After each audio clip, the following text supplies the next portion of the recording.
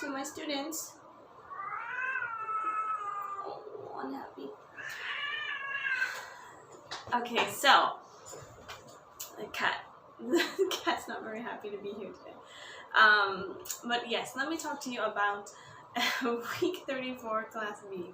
So I specifically really appreciate your understanding to adapt to remote learning. You guys did a really great job talking about digital culture and had great suggestions for how to make our culture work. Because of course it cannot be like our face-to-face interactions. The reason why we're not at school is because closing school directly aligns with reducing the number of interactions on campus, which will slow the rate of transmission, and it will protect our school community and our greater community here in Ho Chi Minh. Now I know that there are some personal, some logistical, and also some even financial maybe challenges to taking these measures. And I'm here to support you in any way I can. So is the English department and all of LSTS, Mr. Chen and the leadership team as well. When we learn remotely, there are some unique challenges. And today, before we go into Unit 8, I'm going to talk specifically about these unique challenges so that we can adjust well, because we might be doing this for a long time. So what are the best practices to learning online?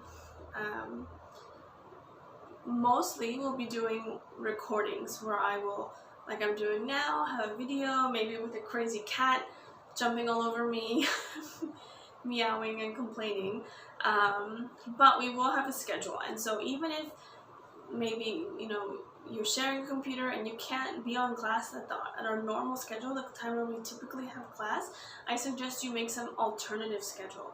So the daily rhythm of school and being on campus, going to the canteen to have your snack, whatever it is that you normally did at school, play basketball after school, I suggest that you make some type of schedule and follow it.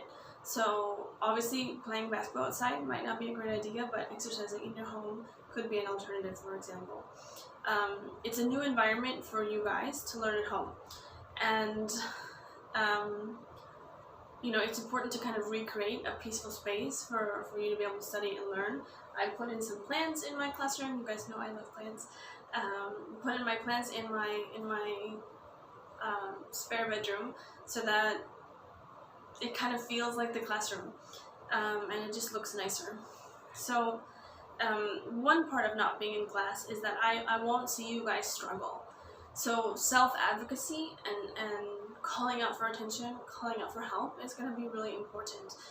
Teachers, we kind of scan the room when we're talking or lecturing, or it might just look like we're walking around not paying attention, but we're kind of trying to keep our eye out on someone who's struggling so that we can give them some individual help or attention. I can't really do that in an online environment. It's very different, right? I can't read your facial cues or your body language. So please do not hesitate. Reach out and ask for help. Tell me that you need me, and I will be there.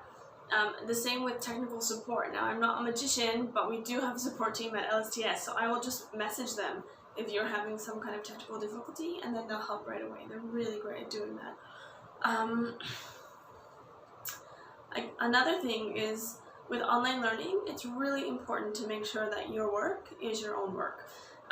We have to respect our LSTS honor code when we're looking online for help for assignments or for tests, etc. So you all signed the plagiarism code when you started this semester, and that's what we'll adhere to on online learning as well. So I have some small suggestions beyond those three things. The three things that I've already talked about, just to reiterate, to review, is 1, keep a schedule. Even if you can't exactly be online when our class is scheduled, keep some type of schedule. 2, advocate for yourself when you need help, if you need more information, etc. 3, make sure your work is your own. Very important. Now, some bonus tips, if you will, is that a classroom is still a classroom, no matter what it looks like. So it's important to adopt the same norms, sitting in a chair. It would be really hard for me to get into my teacher mode if I was sitting on my kitchen counter, eating Doritos or sitting on the couch on my phone, like really relaxed. Like I like to sit in a chair and be in a space that kind of helps me. Now that might not always be possible, but having some regularity, like sitting in a chair for example, might help you. Also, I suggest you to take notes. You guys all know that I love notes. I love Cornell notes. They're really great for engaging the brain. You know, writing on pen and paper, it fires up a lot of different areas of your brain. You know, you often cross the midline as well when you're writing. You know, this is your brain. The middle part is your midline. You cross the midline, which is a very regulatory process, and you know, keeps us on track. So notes often help with focus and engagement as well.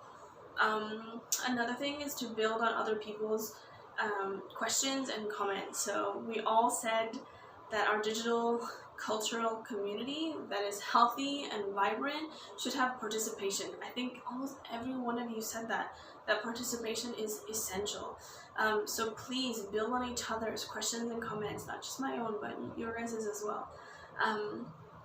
Another tip is I suggest you mute other devices.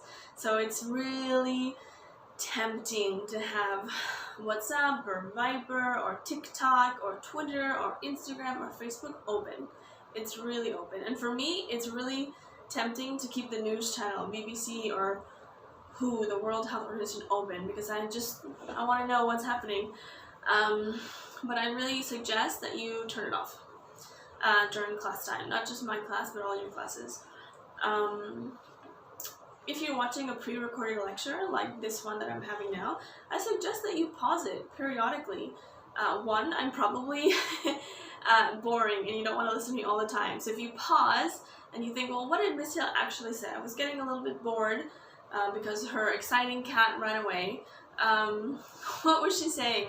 What is she trying to teach us here by talking about these steps to online learning? And, you know, I know you guys are all smart kids, you're figuring this out already, but there are some takeaways that maybe you can remember and go back and review. And so I suggest pausing your videos, especially once we start going into Unit 8 and I start lecturing on the material itself.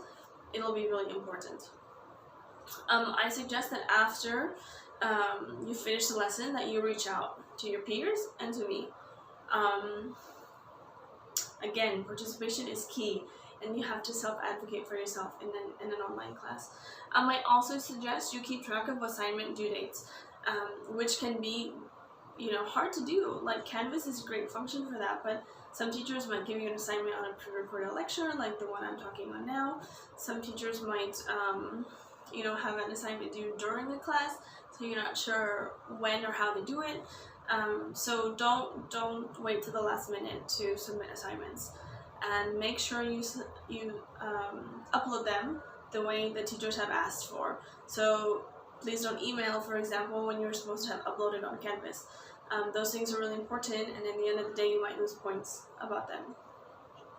I also suggest you consider forming study groups with your friends. When I say study groups, I mean online study groups, not in person. Working through questions and concepts in other groups with people in a group is important, and it gives you that extra human contact when you're learning online, which is especially important during this period where we're social distancing and some of us feel a bit lonely and out of place. So definitely form informal study groups. While we may do some breakout groups on Canvas or Zoom during our class, I know that not all of you will have access to computers, so I really am trying to do my best to do pre-recorded lectures for you. It's a little bit of more effort for me, but it's worth it if you all get to participate in a better way. But get that contact with other people by forming study groups, and you can organize it on your own time. So again, to recap, when you're not in a physical classroom and you're in an online classroom, it's important to be visible too. So you need to be visible to me, you need to advocate for yourself, make discussion groups, make study groups to communicate clearly and fully. That will not only increase your motivation, but it will also help you digest and break down the material in bits by bits. Another important thing to do is, as you watch these videos, if you have a question, to mark it on the side of your notes as you're taking notes, and then be able to use the live conference chat function to talk to me in the moment. I will always be online when we're chatting, having class, available to chat with you guys. So if you have a question, ask. So like I said before, teachers, we are used to reading the room in a physical classroom, and it's hard for us to do in an online context. You can use the raise the hand feature on Canvas, or like I said before, the live chat conference, and just send a message in the public chat, because if you have a question, it's really likely that another student has that same question. So again, speak up, raise your hands, advocate for yourself, communicate with your peers, and participate. So today your assignment will be located in the